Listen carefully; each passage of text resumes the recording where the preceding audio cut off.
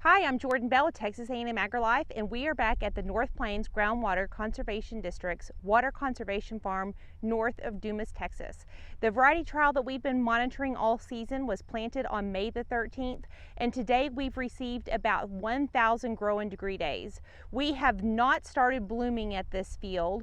We are at a point where we're about mid-square. And of course, at this period, we are very interested in our PGR program under irrigated conditions.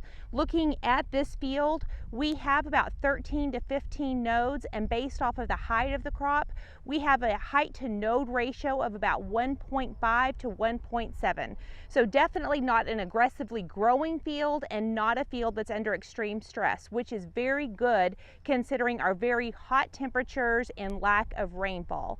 So when we talk about PGR programs, generally under irrigated conditions, we are talking about a more aggressive program because we don't want these irrigated fields to get away from us and to get rank and to have too much vegetative development. However, we have to keep in mind that not every field is the same and not every year is the same. For High Plains producers managing their PGRs this year, we need to step back and think about the heat. Under hot temperatures and with low precipitation, we want a more moderate PGR program. While there are a few producers who can still meet the crop water demand, as a whole, we are having a hard time meeting the crop water demand on our irrigated acres. So definitely be conservative in your PGR program.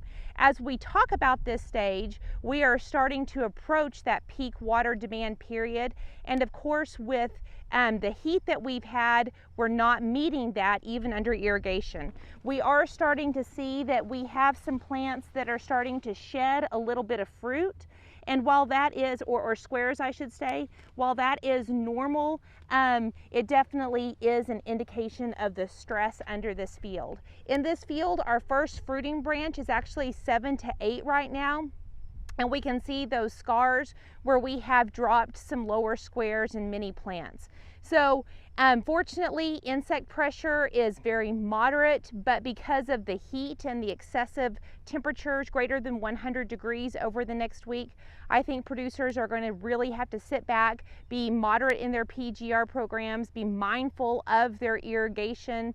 I have visited with producers who are trying to make fast passes just to keep the crop cool, but keep in mind that with high temperatures, we're losing much of that to evaporation. So we want to be thinking about effective irrigation events and just hopefully we have minimal yield loss moving forward with this recent heat wave.